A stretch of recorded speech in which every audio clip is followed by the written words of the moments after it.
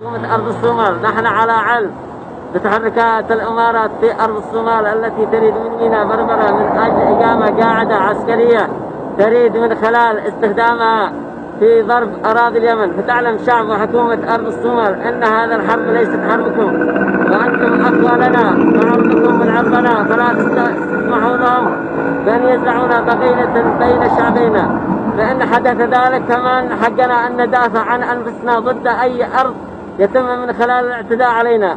فتعلم حكومة أرض الصومال أن صواريخنا سوف تطال منكم دون رحمة، بما فيها العاصمة هرقيزة، وأن عدلتم عن ذلك فأنتم أقوى لنا، والتاريخ سيذكركم بأنكم وقفتم مع من له قضية عادلة كما أنتم أهل القضية. بعثنا لكم هذه الرسالة عبر أخ لنا وصديق، وفي نفس الوقت منكم وفيكم. التاريخ يوم الأحد الموافق 24 من شهر ديسمبر 2017.